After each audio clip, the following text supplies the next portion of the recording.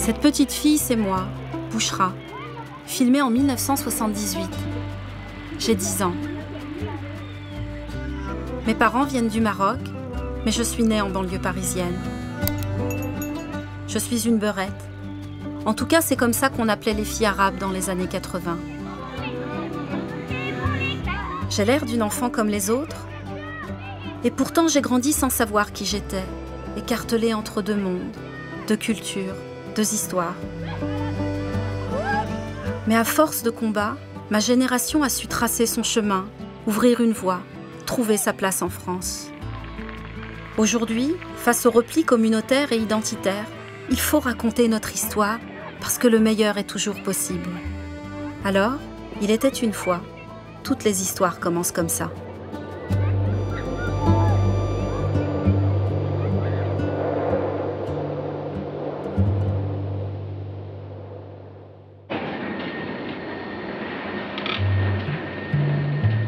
Mon histoire commence en banlieue parisienne, à Bobigny, avec la construction de ce qui deviendra ma cité.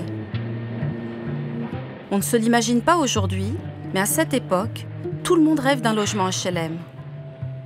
Les familles maghrébines qui habitent les bidonvilles et les familles françaises qui ont du mal à se loger.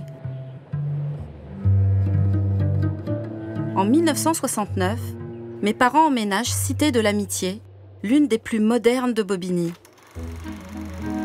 Elle offrait un cadre de vie exceptionnel pour les enfants. Un endroit a profondément marqué mon enfance, le centre de loisirs. Il était installé dans la cave du bâtiment 4.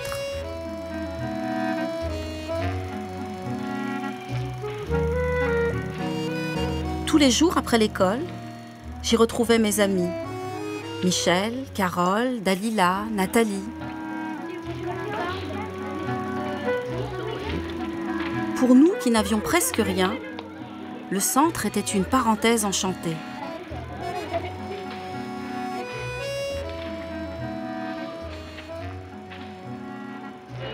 L'été, l'aventure se poursuivait et on partait tous ensemble pour un mois en colonie de vacances. La seule exigence de mes parents était que je ne mange pas de porc.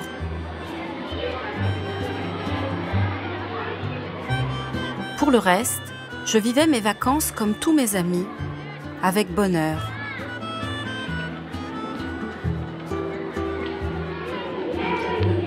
Sans m'en rendre compte, j'apprenais là toutes ces petites choses qui font la culture populaire française. Les jeux, les chants, les comptines.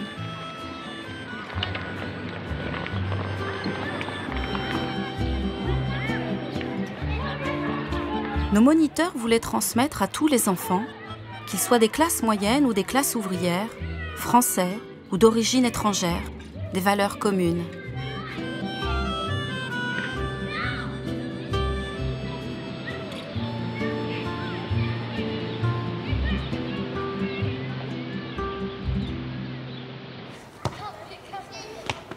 Toutes ces activités étaient organisées par une femme exceptionnelle, Madame d'Henry. Elle avait créé les premiers centres de loisirs dans les cités pour qu'aucun enfant ne soit livré à lui-même. Elle est aujourd'hui encore la mémoire vivante de notre quartier. Il y avait une mixité de population extraordinaire. Alors on avait des gens de tous bords, des gens qui avaient des métiers complètement différents, et on avait des gens de pays complètement différents. À la cité, on voulait tous que les gens fassent la fête quand il fallait ensemble, se rencontrent. Parce que faire la fête, c'est une chose, mais se rencontrer, c'en est une autre. On se retrouvait pour faire un loto, pour faire de la musique, pour faire des réunions. Moi, je faisais la gymnastique pour les femmes. C'était quelque chose d'extraordinaire. Mon moniteur préféré, c'était Bob. J'adorais sa coupe de cheveux. C'est lui qui poussait nos parents, qui vivaient pour la première fois au milieu des familles françaises, à participer aux activités collectives. Il y a une expression qu'on n'utilisait pas à l'époque, parce que ça voulait rien dire, le vivre ensemble. À cette époque-là, on le faisait un peu comme Monsieur Jourdain faisait de la prose sans le savoir. Nous, on faisait du vivre ensemble. Enfin, on faisait pas tout seul, avec les autres. Ce vivre ensemble dont parle Bob n'était pas le fruit du hasard. Dans nos banlieues rouges, la cité incarne un idéal de vie où toutes les cultures, toutes les classes sociales cohabitent.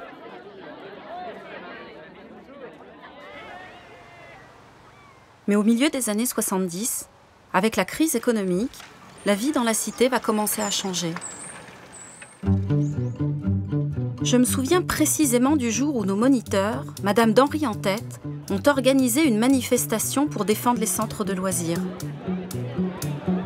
On est parti en file indienne avec nos parents vers la préfecture de Bobigny, entonnant les chants appris en colonie de vacances. C'était ma toute première manif.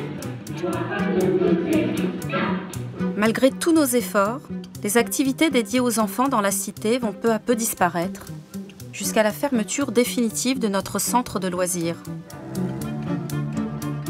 Mais ce qui va vraiment changer le visage de la cité, c'est le départ des familles françaises, et donc de mes amis, Carole, Christine, Nathalie.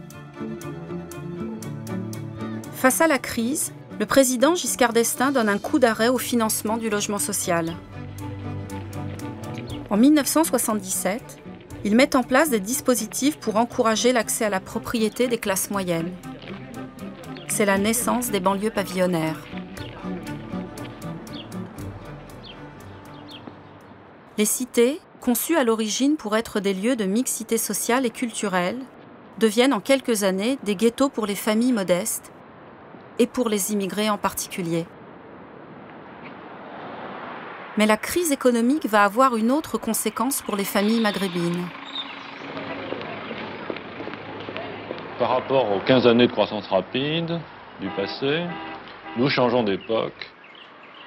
Nous menons une politique pour accompagner la diminution de la main-d'œuvre étrangère en France en étendant l'aide au retour à 1 million de travailleurs immigrés à partir du 1er octobre. Le père d'une de mes camarades de classe, Latifa, accepte l'aide au retour de 10 000 francs pour retourner vivre en Algérie avec femme et enfants. Je réalise alors que la France n'est pas mon pays et qu'un jour peut-être je devrais partir vers un ailleurs que je ne connais pas.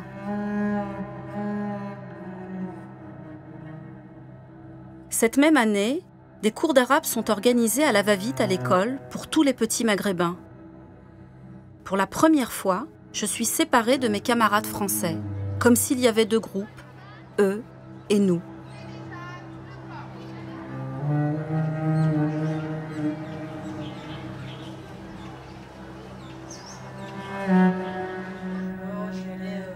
C'est avec mon amie Wardia que je vais partager cette préoccupation nouvelle, terrible, se sentir différente.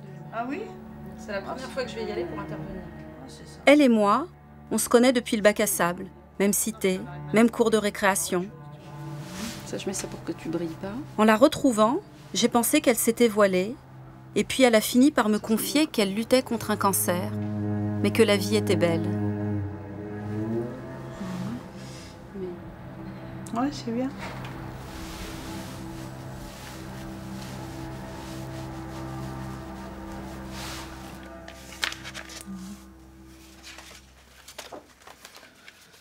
Moi, j'ai connu le racisme, je me souviens. On m'a dit, sale algérienne, t'es pas française. J'ai dit que j'étais française, que j'avais le droit d'être ici. Et puis, ça a fini, que mon père a été convoqué. Mon père m'a dit qu'on ne vienne pas un jour frapper à ma porte pour me dire que vous avez fait une bêtise ou... Parce que là, ça, non. Je veux pas qu'on parle de nous, en fait. Souvent, ils disaient ça. Je veux pas qu'on parle de nous. En mal, hein, bien sûr. En mal. J'ai bien élevé mes enfants, je veux bien élever mes enfants.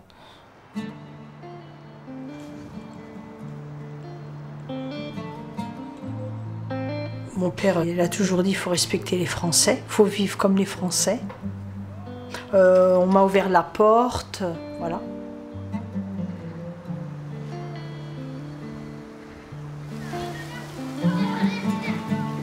Dalila a elle aussi grandi cité de l'Amitié. Elle habitait le même bâtiment qu'Wardia, et comme elle est d'origine algérienne. Tous les ans, on allait au bled. les grandes vacances. De là, c'est comme ça, j'ai connu mon pays. Mais c'est un pays magnifique. Au bled, ils disaient quand même, ah, les filles de, oh, les gens de France. Les immigrés. Les émigrés, oh, ils nous prenaient des pierres, ils nous les balançaient. Vous êtes des émigrés, les émigrés. Si, quand même. Hein. Il y avait quand même une différence. Alors nous, on ne savait pas où se positionner parce qu'on se disait quelque part, en France, on est considérés comme des émigrés. D'accord? Tu vas dans ton pays, ton propre pays, tu es considéré comme une émigrée. Finalement, on doit se situer où? On est au milieu, mais c'est quoi au milieu? Il n'y a aucun pays au milieu.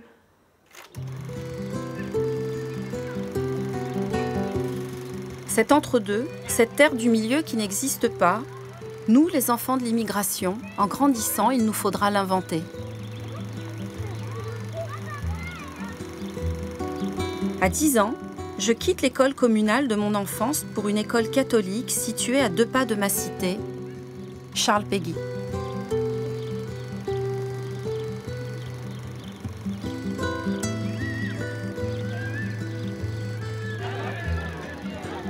Mademoiselle Abgral, la directrice, avait été sensible à l'insistance de ma mère qui rêvait de m'offrir de belles études.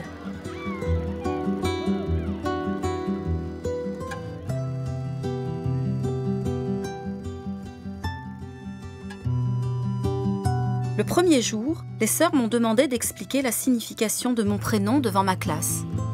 J'ai répondu que Bouchra voulait dire la bonne nouvelle.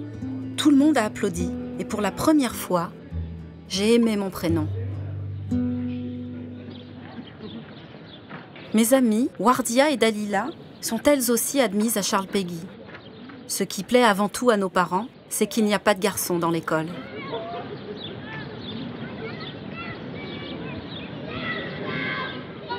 Je me suis très vite plu à Charles Péguy.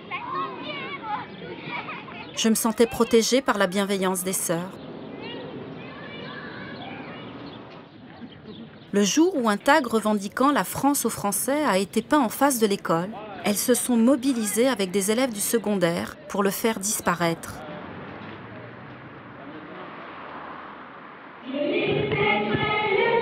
À la fin de l'année, l'école va même organiser un spectacle sur le thème de la diversité du monde. À ma très grande surprise, je décroche le premier rôle, une fierté absolue. Avec ma cape blanche, je mets tout mon cœur à jouer une mouette qui voyage de pays en pays dans une version revisitée de Pinocchio.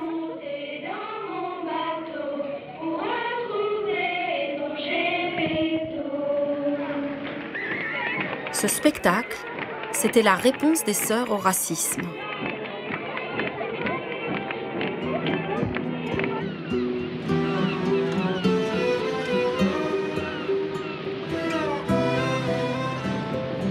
Mais à la fin de mon CM2, un nouveau problème va faire irruption dans ma vie.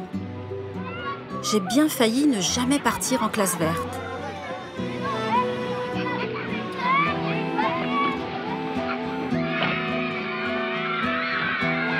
J'approche de la puberté et pour ma mère, me laisser partir 3 semaines loin de la maison est inconcevable. Je suis la fille aînée, je dois m'occuper de mes 7 frères et sœurs et l'aider aux tâches ménagères. Pour elle, je suis déjà une femme. Je viens d'avoir 11 ans.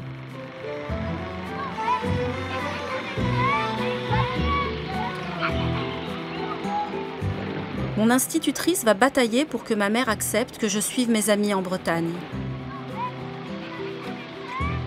Durant ce séjour, loin de toutes mes responsabilités de grande, je réalise à quel point mes amis vivent une insouciance que je ne connais pas.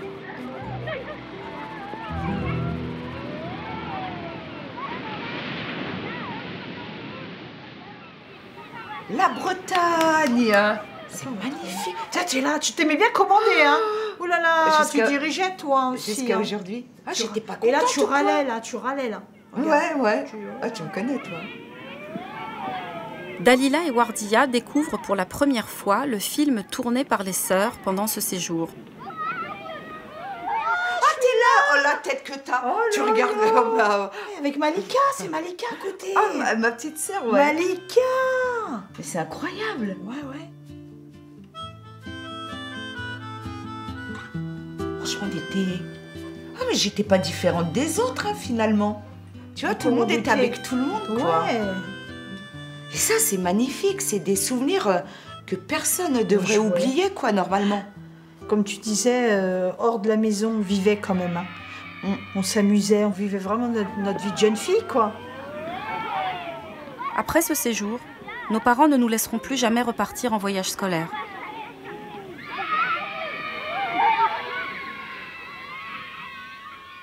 Pourquoi cette protection? Pourquoi ne pas nous avoir laissé sortir? Pourquoi avoir eu autant peur pour nous? Je pense que c'est par rapport à leur principe de vie.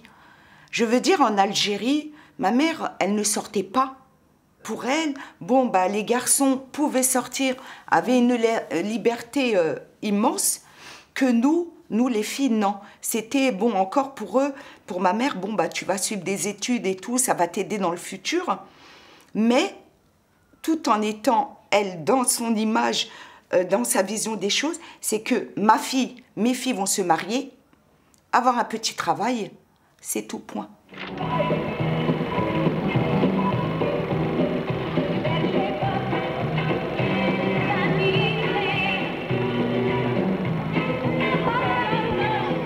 Alors que nos amies françaises entrent dans l'adolescence avec légèreté, pour nous commencent les problèmes.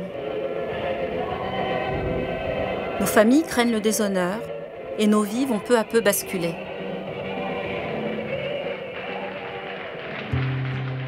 Beaucoup de mes amies maghrébines sont contraintes par leurs parents d'arrêter leurs études.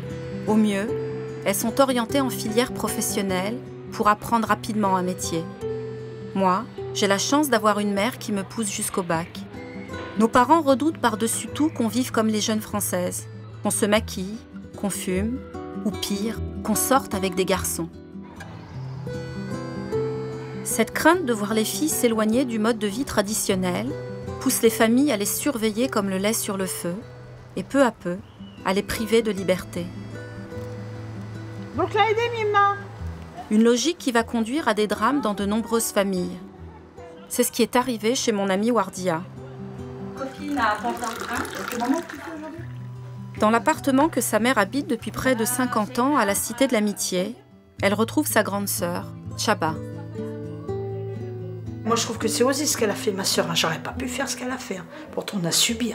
Mais fuguer comme t'as fait partir, ne pas revenir le soir, au moment qu'il pleurait, j'aurais pas pu. Ah, mon papa était très très dur. École, maison, ne sortais pas. T'avais pas droit le week-end, t'avais pas droit d'emmener des copines, t'avais pas droit de faire un anniversaire. Nous, c'était rien. Maman, elle défendait, tu sais, elle défend les enfants, elle était les mamans. Je pouvais pas voir ma mère comme ça, elle subissait aussi. Je suis partie. Écoute, la nuit, voilà, ça m'a cogité dans ma tête. J'ai fait comme si j'allais à l'école et je suis pas revenue pendant 2 jours. Et la maman de ma copine m'a hébergée. La maman elle a eu peur d'avoir des problèmes, elle m'a emmenée au commissariat. Ils ont appelé mon père et ils ont fait la promesse de mon père de ne pas me toucher. Ils m'ont donné une petite carte avec un numéro. S'ils me touchaient, je les appelais là. Le lendemain matin, il m'a ramenée en Algérie. En Algérie, direct. Direct. On a déchiré mon passeport au milieu de l'avion. L'avion, il a décollé. Il a dit, attends, tu ne reviens plus en France. Pendant ce séjour forcé en Algérie, Chaba va se marier. Elle n'a que 15 ans. Moi, franchement, j'étais heureuse de me marier. Mais t'aurais pas préféré gagner ta liberté autrement que par le mariage? J'aurais pas. Avec mon père? Comment ça dit, moi? Je serais restée ici 15 ans, 16 ans, 17 ans, 18 ans. Il nous aura toujours serrés, c'est vrai, papa? Jusqu'au mariage. Franchement, il faut dire la vérité. Il n'aurait jamais laissé sortir à 18 ans, 20 ans aussi. Hein. Jamais. Mais non. C'était très dur. Ah non.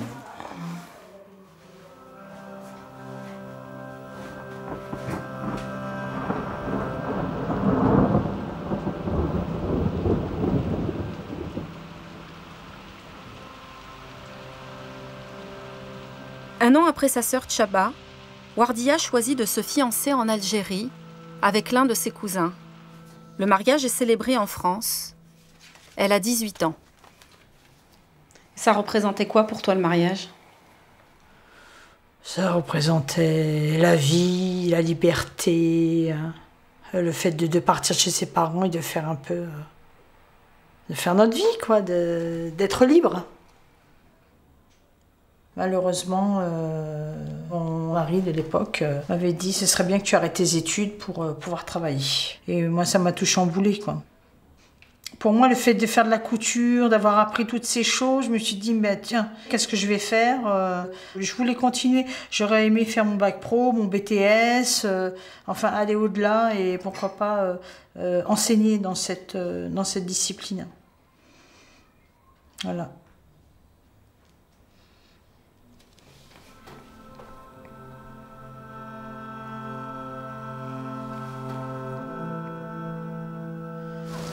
Le mariage des filles relève de la responsabilité des mères, c'est même leur devoir.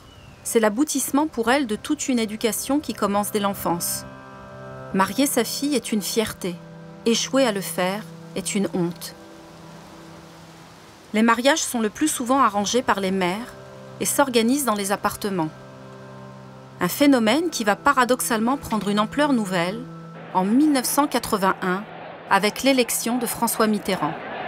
Aujourd'hui, dans les préfectures, a débuté l'opération régularisation des travailleurs étrangers sans papier. Le but recherché étant avant tout de lutter contre les emplois clandestins et le travail au noir. Cette politique généreuse va bouleverser le destin des filles des cités. La régularisation massive attire de nombreux garçons venus du bled. Pour eux, la seule façon d'obtenir des papiers est d'épouser une fille vivant en France.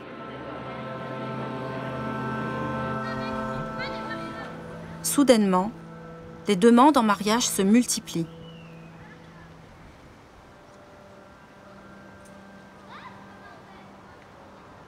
N'importe qui pouvait frapper à la porte de n'importe qui et demander la main d'un tel. Et pour eux, c'était une offense s'il y avait le refus. Mais il n'y avait aucune sécurité dans ce truc-là. Parce qu'après, le mec, il partait, la maman était tout heureuse, oh, ma fille, peut-être elle va se marier et tout. Ça venait après, il y avait un petit jour où il devait revenir pour une petite discussion. La fille et le garçon dans une chambre ou dans un truc, pour avoir un peu, se poser des questions, se connaître un peu, mais c'était vraiment du vite fait. Tu vois, quelque part, je suis pas une fille du bled, je suis une fille de France. J'ai accepté, j'ai accepté.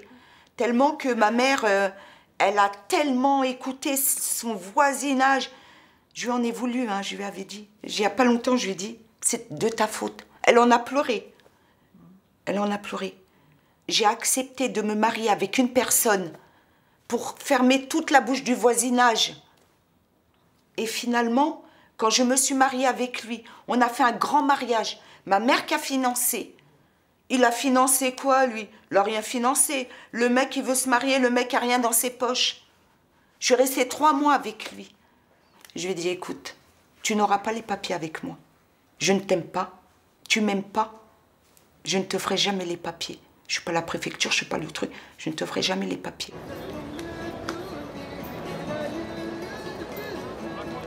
Mina est une de mes amies d'enfance. De nous toutes, c'est elle qui avait le plus de liberté pendant l'adolescence.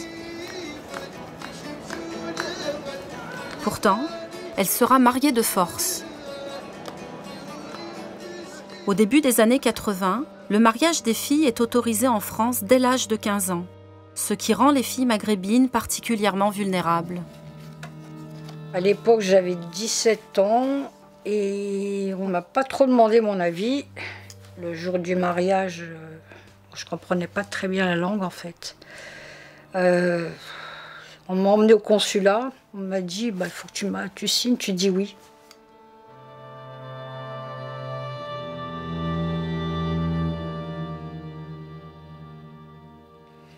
Et puis, voilà, le gars, il n'avait pas de papier, il était moche. Mais, ouais, moi, ça a été violent, quoi. Donc, ouais, ça a été violent. Et la nuit de noces? La nuit de noces, c'est sauf qui peut, quoi. J'ai pris des coups, j'ai été frappée,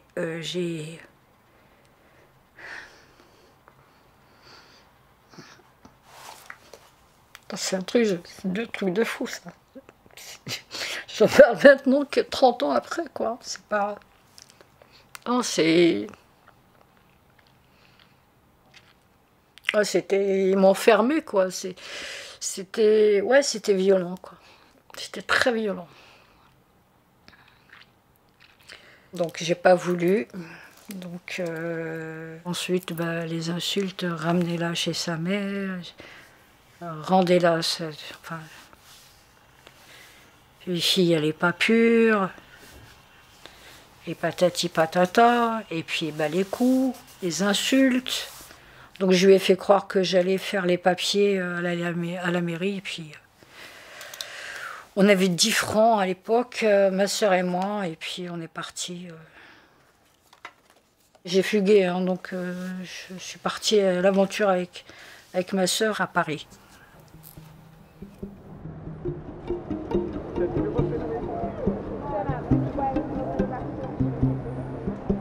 On a passé des nuits assez dangereuses dans Paris parce que c'était à Pigalle.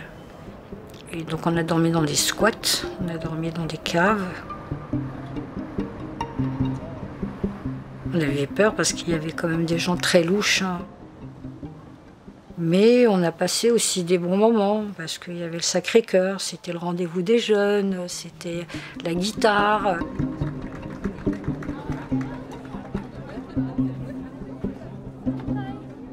Au bout d'un moment, c'est devenu dangereux, donc on s'est fait contrôler par la police hein, parce qu'on était mineurs. Et ils nous ont emmenés. Donc ils ont appelé les parents et on avait un avis de recherche justement sur nous. Quoi. Quand tu dis aux flics qu'on t'a marié de force, comment ça réagit? Ils connaissaient déjà cette façon de vivre de certains Maghrébins et ça les a pas choqués. La seule chose, c'est que ils m'ont ramené devant donc, le consulat du Maroc à Nanterre, pour annuler le mariage, parce que déjà, avant ça, il y avait quand même des violences qui ont été faites, physiques sur moi, donc par rapport à cet homme-là qui n'avait pas de papier, et tentative aussi de viol, hein, parce qu'on n'a rien sans rien, donc c'est assez violent quand on n'a que 17 ans. J'ai l'impression de...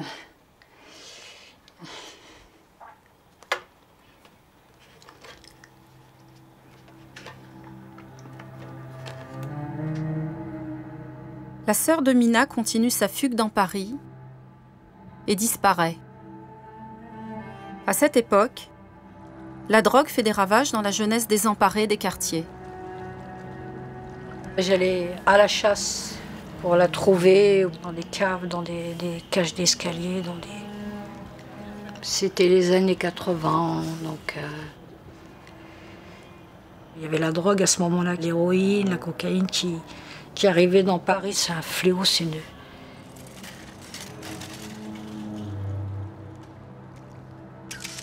Moi, quand je vois toutes les copines qui n'ont pas eu 30 ans, quoi, qui n'ont même pas eu 25 ans, qui sont mortes d'overdose. Quand vous avez un toxicomane, ça bouleverse beaucoup de choses hein, dans une famille. En fait, après, on nous culpabilise. Il faut porter tout ça, et puis quand ça porte, il faut le porter longtemps, et très longtemps.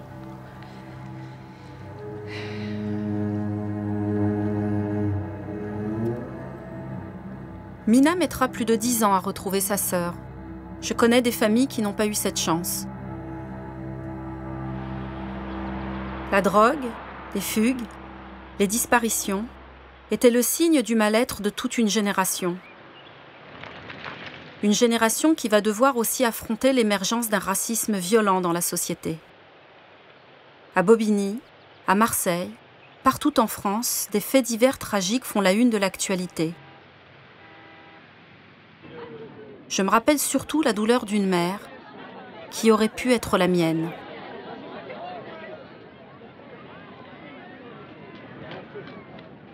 Ils m'ont tué mon fils pour rien. Ils ont tué un jeune de 17 ans qui n'a jamais rien fait.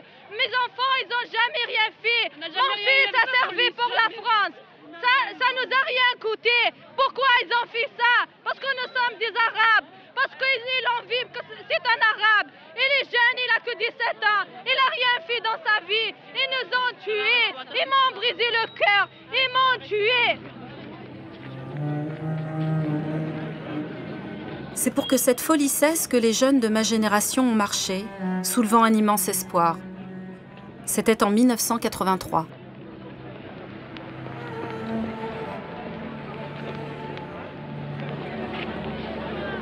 On avait juste un rêve, nourri depuis l'enfance, l'égalité. Qu'est-ce que vous croyez? Qu'est-ce que vous attendez? Un monde meilleur pour nous, si c'est possible. On ne demande pas la lune, on demande de vivre, c'est tout. Avec cette marche, rebaptisée la marche des beurs, on voulait dire à la société française que nous, les enfants issus de l'immigration, nous n'étions pas là en transit. Et on voulait dire à nos familles que nous, leurs enfants nés en France, nous ne repartirions jamais au bled. Notre pays, c'était la France.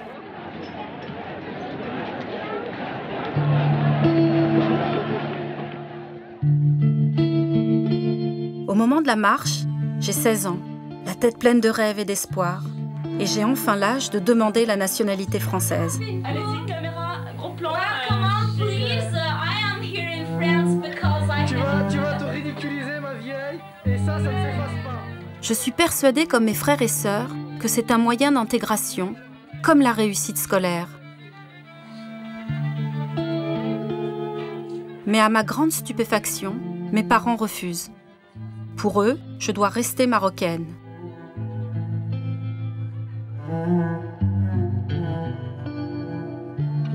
J'entame alors à contre-cœur des démarches pour obtenir une carte de séjour.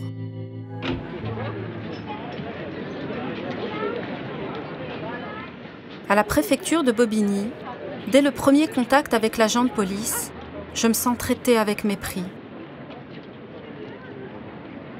Et puis ça continue avec la fonctionnaire qui me reçoit derrière le guichet. De nouveau un mépris et un racisme à peine dissimulés. Pour la première fois de ma vie, je suis submergée par un sentiment difficile à supporter. L'humiliation. Dans la société française s'est installée l'idée que l'immigration est un problème, que les enfants issus de l'immigration sont incapables de s'intégrer. Le raz-de-marée du Front National aux législatives de 1986 balaye mes rêves d'égalité, mes espoirs d'adolescente.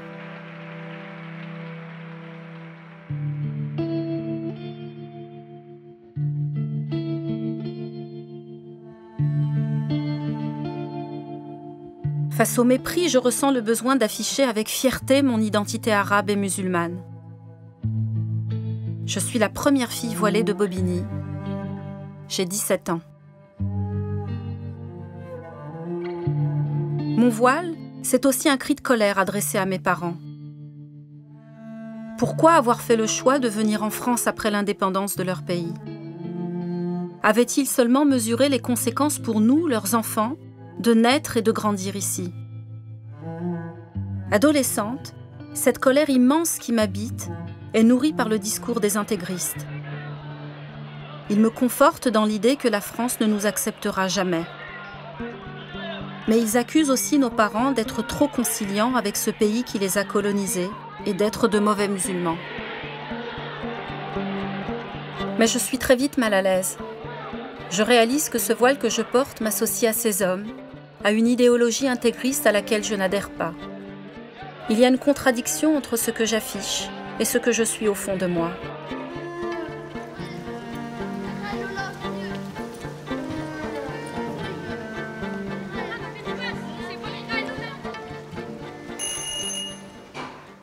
Salut Mich. C'est cool. Michel, c'est ma meilleure amie. Si pour les intégristes, c'est une mécréante, pour moi, c'est une sœur. On se connaît depuis l'âge de 3 ans. Toi, t'étais là. Moi, j'étais là au 3e. On a tout partagé ensemble, de la maternelle jusqu'au bac. Et moi, tu me voyais comment? Bah toi, c'était pas... Enfin, j'avais une vision, en tout cas, d'une fille qui était aussi élevée de manière stricte. Moi, je me rappelle de tes parents. Et encore, ta mère, elle était... tout en te donnant une éducation quand même assez stricte, elle était quand même... comment je vais dire ça? Bah, elle était moderne, ta mère, en fait, déjà. Et quand t'as mis le voile, elle me disait, dis-lui à Bouchra, qu'est-ce que tu veux que je lui dise, moi? C'est comme ça. Ça m'a pas beaucoup changé, si. Ah si, t'as changé quand même. Quand j'ai porté le voile? D'un point de vue caractère, d'un point de vue... Non, c'était toi, mais voilà, tu croyais en quelque chose et puis tu voulais t'affirmer comme ça et voilà, et puis tu te laissais pas faire, toute jeune comme tu étais, et face même à une mère qui te disait de relâcher, tu vois. Et moi je voyais tes travels, moi je voyais tes cheveux. Oui, quand je venais chez toi, tu m'enlevais mon foulard et tu disais oh mais ils sont trop beaux. J'aurais porté le voile rien que pour avoir des beaux cheveux, pas des trucs tout frisés là. C'est vrai.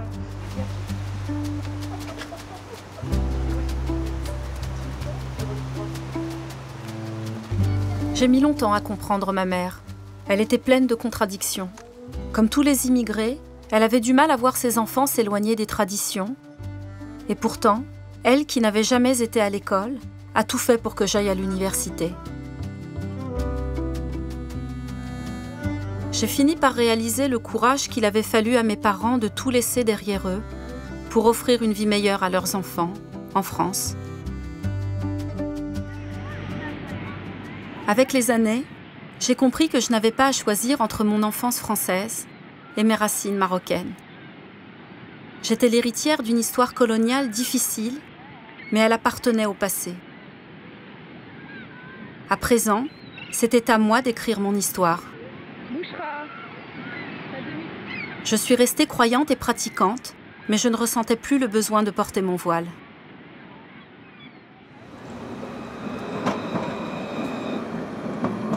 Les douleurs et les souffrances de l'adolescence restent ancrées au plus profond de nous.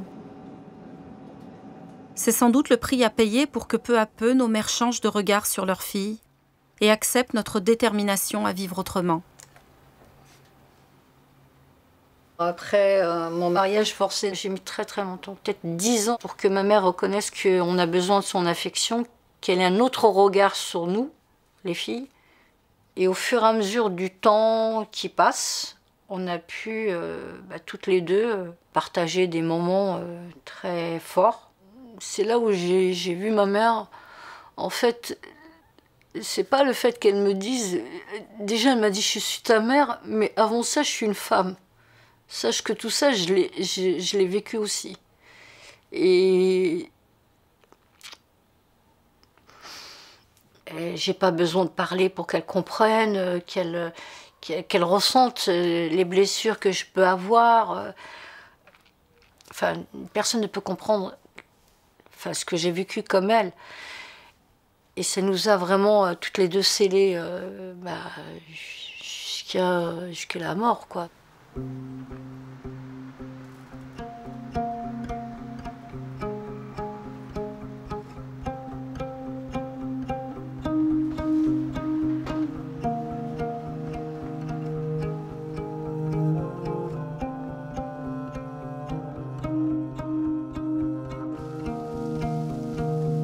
On n'a plus cette crainte qu'on avait auparavant. Non, c'est fini. C'est peut-être dû à la liberté qu'on a prise. Hein. On a dit non à tout ce qu'on voulait nous imposer. Ou peut-être parce que, bon, ce qu'on nous a imposé, on a fait comme bon leur semblait. Parce que pour eux, c'était le meilleur, la meilleure des choses. Et quelque part, dans notre esprit, on dit, c'est ta faute, c'est toi qui m'as ramené vers l'échec. Et après, le pardon, toujours le pardon. Pourquoi le pardon? Parce que ce sont nos parents. Et ta mère, ce qui l'a transformée quand même, c'est le travail. Le travail a tout fait. Ça lui a donné sa liberté, et sa liberté d'expression. Mon père, à certains moments, quand il voyait ma mère travailler, il a commencé à voir ma mère qui ramenait de l'argent au foyer. Il a commencé à l'écouter. Il a commencé à dire d'accord. Qu'avant, c'était pas comme ça. Tu n'avais pas le droit à la parole. Ma mère, comme la mère de Dalila, est devenue assistante maternelle pour l'aide sociale à l'enfance de Bobigny. Je l'ai vue changer quand elle a accueilli à la maison 2 petites bretonnes qu'elle a élevées comme ses propres filles.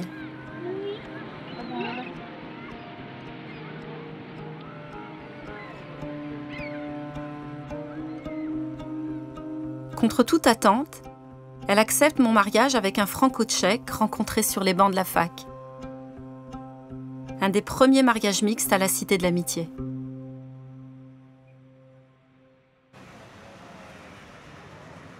Pour mon ami Wardia, le chemin de la liberté aura été beaucoup plus long.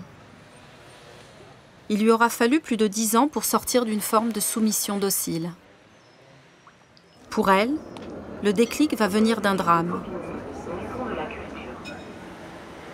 J'ai travaillé la rue Saint-Sulpice dans la restauration. Et puis je pars, comme d'habitude, sur Saint-Michel pour rentrer à Bobigny. Il y a un monsieur qui me dit « Vous allez où, madame ?» J'ai dit « Je rentre chez moi. » C'est là qu'il m'a dit « Il y a eu un attentat, il y a eu une bombe qui a sauté. » En 1995, l'attentat du RER Saint-Michel est un des premiers attentats islamistes en France. Pour nous toutes, c'est la stupeur, car un jeune de cité y est impliqué. Mais pour Wardia, enceinte de quelques mois quand elle assiste à la scène, c'est un traumatisme intime. C'est quand je suis rentrée chez moi, je me suis posée, c'est là que tout est passé en boucle. Je réfléchissais, je me disais, mais qu'est-ce que... Voilà, je suis arrivée là, ça aurait pu être moi, dans le RER. Donc c'est là que je me suis dit, je vais prendre ma vie en main, quoi. Et le fait d'avoir vu ces victimes, ces gens par terre, enfin, les secours qui arrivaient, je me suis dit, c'est ça que j'ai envie de faire. J'ai envie d'aider les autres. J'ai dit, je vais soigner les autres. Je vais aider l'autre. Qu'est-ce qui va se passer dans ta vie de couple? Ben, je commençais à rejeter le père de mon fils. J'étais pas épanouie, en fait. Non, j'étais pas épanouie. Dans ma tête, j'étais déjà décidée, quoi. Je voulais plus être mariée, quoi. Je voulais plus rester avec lui. Je vais arrêter qu'on décide pour moi, faire ceci, faire cela. Donc je me retrouve avec mon fils toute seule, en bas âge. Voilà, j'affronte la vie. Hein. La vie, de toute façon, c'est une bataille. On ne peut pas avoir une vie simple. Je suis passée par beaucoup d'étapes, beaucoup d'obstacles, des embûches. On tombe, on se relève, on remonte, on tombe, on se relève. Et des fois, on a un mur devant soi, ben, il faut le monter, le dépasser. Si on n'arrive pas à casser les briques.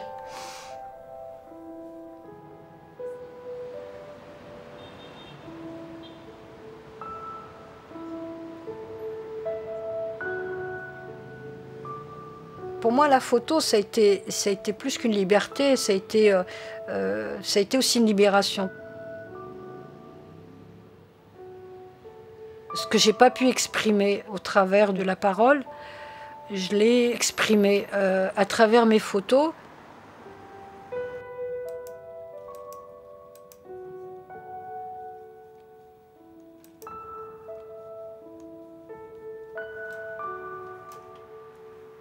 Si j'avais pas vécu ce que j'ai vécu, bien sûr, je pense pas que ce genre de photographie, je l'aurais fait aujourd'hui. Je pense que j'aurais fait peut-être des choses beaucoup plus colorées, beaucoup plus joyeuses que des photos qui racontent énormément de souffrance absolue. Et ça me permet de me nourrir au travers de tout ça, quoi. Aujourd'hui, c'est moi qui décide. Et je lâcherai pas la photo. Peu importe. Même si je dois manger des pierres demain. Voilà.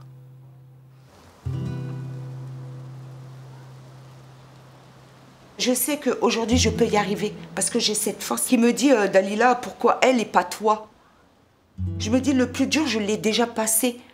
Mon projet et mon rêve, c'est l'immobilier. Je veux créer, je veux travailler en mon propre compte. J'ai la niaque, j'ai l'ambition, j'ai tout ce qu'il faut et je sais que je vais y réussir.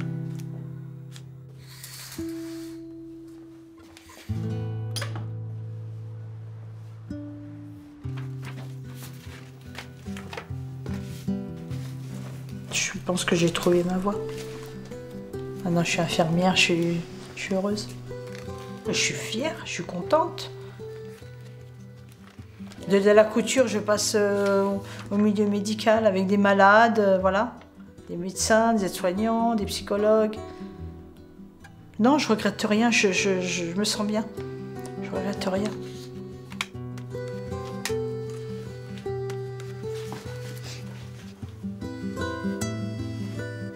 Dans chaque famille, dans chaque cité, il y a des histoires comme les nôtres, des histoires de conquête de liberté menées dans l'ombre. Des luttes silencieuses qui ont donné à la génération suivante le courage de prendre la parole.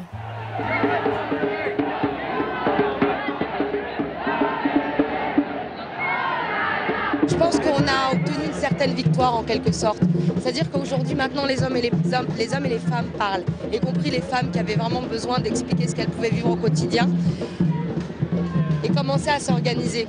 S'organiser, ne plus se sentir seule, ne plus se sentir écartée. Et c'est vrai que ça a redonné beaucoup d'espoir, cette marche, beaucoup. En 2002, près de 20 ans après la marche des Beurs, le débat sur la condition des filles dans les quartiers s'impose, enfin.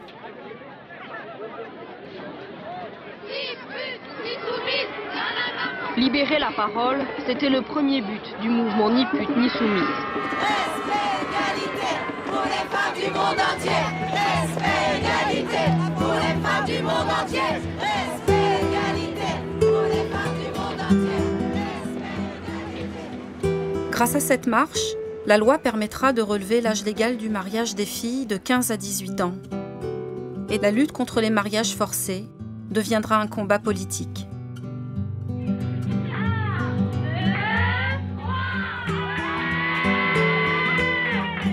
Nos petites sœurs seront les premières à profiter de nos conquêtes.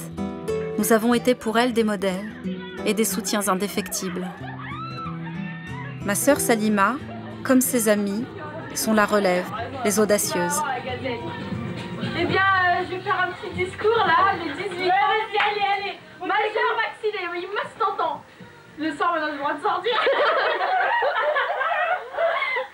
Il va dire, celui qui va aller se faire la bouffer le soir, il vient me bouffer, il va tousser, il me demande allez, go.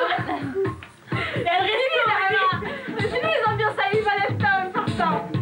Mais non, chacun pour ça. Et tu pour tous. Voilà.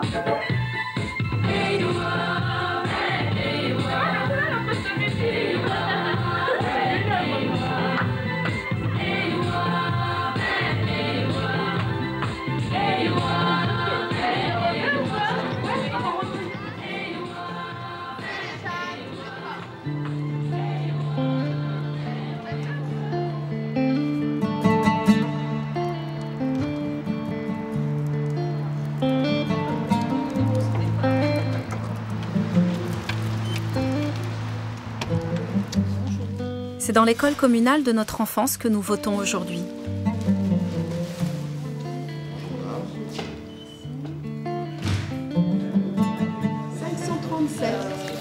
Madame Kawashi Yamina. Si notre génération a fini par trouver sa place dans la société française, je sais que les défis à relever sont encore nombreux. Damana Wardia. À voter. Devenir française aura été un long chemin pour chacune d'entre nous, et devenir des femmes libres, un très long combat. Bonne journée, madame. Au revoir.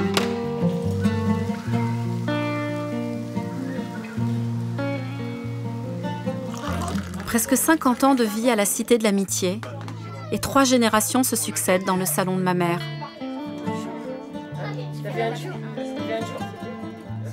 Aujourd'hui, je me demande quel héritage léguer à nos enfants, et à ma fille en particulier, ma petite Sakina. Toi qui es française, d'origine tchèque et marocaine, tu te poseras peut-être comme moi à ton âge, et comme beaucoup de jeunes de ta génération, la question de ton identité.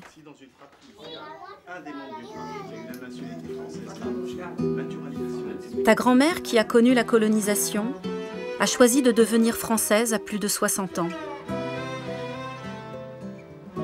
En la regardant peindre ce tableau de la République, je sais qu'une page est tournée.